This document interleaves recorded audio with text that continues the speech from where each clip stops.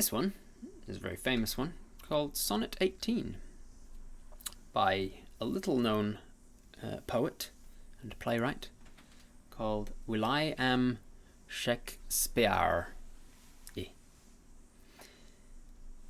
Shall I compare thee to a summer's day? Thou art more lovely and more temperate. Rough winds do shake the darling buds of May, and summer's lease hath all too short a date. Sometime too hot the eye of heaven shines, and often is his gold complexion dimmed, and every fair from fair sometime declines, by chance or nature's changing course untrimmed. But thy eternal summer shall not fade, nor lose possession of the fair thou owest. Nor shall death brag thou wanderest in his shade, when in eternal lines in time thou growest. So long as men can breathe or eyes can see, so long lives this, and this gives life to thee. This one is called She Walks in Beauty by Lord Byron. She walks in beauty, like the night, of cloudless climes and starry skies, and all that's best of dark and bright meet in her aspect and her eyes. Thus mellowed to that tender light which heaven to gaudy day denies. One shade the more, one ray the less, had half impaired the nameless grace, which waves in every raven tress, or softly lightens o'er her face. Where thoughts serenely sweet express, how pure, how dear their dwelling place. And on that cheek and o'er that brow, so soft, so calm, yet eloquent, the smiles that win, the tints that glow, but tell of days in goodness spent, a mind at peace with all below, a heart whose love is innocent. St. Valentine's Day by Edith Nesbit. The south is a dream of flowers, with a jewel for sky and sea, rose crowns for the dancing hours, gold fruits upon every tree. But cold from the north the wind blows forth, that blows my love to me. The stars in the south are gold, like lamps between sky and sea, the flowers that the forests hold, like stars between tree and tree. But little and white is the pale moon's light, that lights my love to me. In the south the orange grove makes dusk by dusky sea. White palaces wrought for love gleam white between tree and tree. But under bare boughs is the little house, warm lit for my love and me. This is a very famous one, called How Do I Love Thee?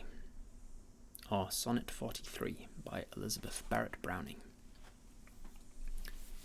How do I love thee? Let me count the ways. I love thee to the depth and breadth and height my soul can reach, while feeling out of sight, for the ends of being an ideal grace. I love thee to the level of every day's most quiet need, by sun and candlelight. I love thee freely as men strive for right. I love thee purely as they turn from praise. I love thee with the passion put to use, in my old griefs and with my childhood's faith. I love thee with a love I seem to lose, with my lost saints. I love thee with the breath, smiles, tears of all my life, and if God choose, I shall but love thee better after death. This one is called Love Song by Dorothy Parker. My own dear love, he is strong and bold, and he cares not what comes after. His words ring sweet as a chime of gold, and his eyes are lit with laughter. He is jubilant as a flag unfurled. Oh, a girl, she'd not forget him. My own dear love, he is all my world, and I wish I'd never met him. My love, he's mad, and my love, he's fleet, and a wild young wood thing bore him. The ways are fair to his roaming feet, and the skies are sunlit for him. As sharply sweet to my heart he seems as the fragrance of acacia. My own dear love, he is all my dreams, and I wish he were in Asia.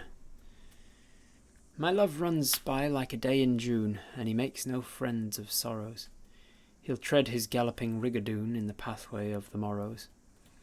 He'll live his days where the sunbeams start, nor could storm or wind uproot him. My own dear love, he is all my heart, and I wish somebody had shoot him. This one's called Invitation to Love by Paul Laurence Dunbar. Come when the nights are bright with stars, or when the moon is mellow. Come when the sun has golden bars, drops on the hayfield yellow. Come in the twilight, soft and grey, come in the night or come in the day. Come, O love, whenever you may, and you are welcome, welcome. You are sweet, O love, dear love, you are soft as the nesting dove. Come to my heart and bring it rest, as the bird flies home to welcome nest. Come when my heart is full of grief, or when the heart is merry. Come with the falling of the leaf, or with the reddening cherry. Come with the year's first blossom blows. Come with the summer gleams and glows. Come with the winter's drifting snows, and you are welcome, welcome. This one again is called A Valentine. Let others wonder what fair face upon their path shall shine, and fancying half hoping trace some maiden shape of tenderest grace to be their Valentine. Let other hearts with tremor sweet one secret wish enshrine, that fate may lead their happy feet fair Julia in the lane to meet, to be their Valentine. But I, far happier, am secure, I know the eyes benign, the face more beautiful and pure than fancy's fairest portraiture that mark my Valentine. More than when first I singled thee, this only prayer is mine, that in the years I yet shall see, as darling in the past thou'll be my happy Valentine. By James Russell Lowell. This one's called When You Are Old, by W.B. Yeats.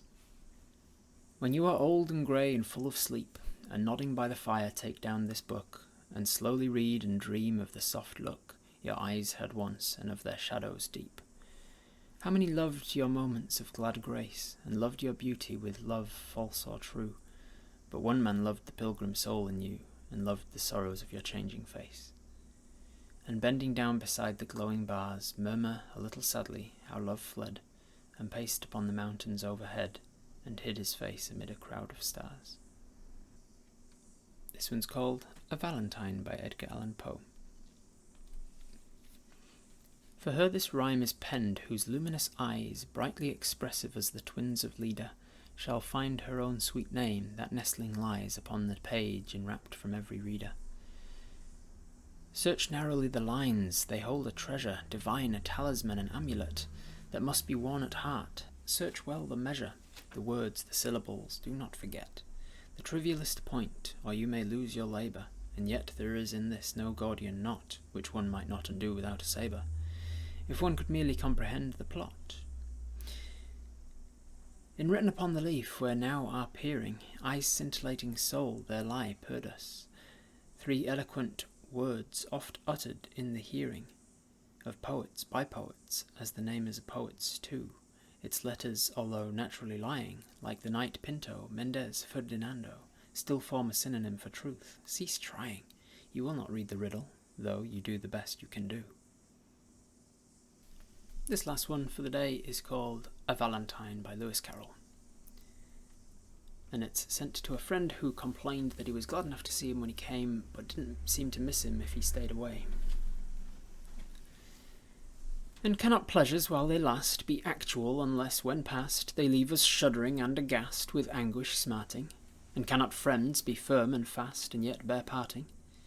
And must I then at friendship's call calmly resign the little all, trifling I grant, and it is small, I have of gladness, and lend my being to the thrall of gloom and sadness? And think you that I should be dumb and full dolorum omnium, excepting when you choose to come and share my dinner, at other times be sour and glum and daily thinner? Must he then only live to weep, who'd prove his friendship true and deep, by day a lonely shadow creep, at night time languish, oft raising in his broken sleep the moan of anguish? The lover, if for certain days his fair one be denied his gaze, sinks not in grief and wild amaze, but wise a wooer. He spends the time in writing lays, and posts them to her. And if the verse flow free and fast, till even the poet is aghast, a touching Valentine at last the post shall carry, when 13 days are gone and past of February.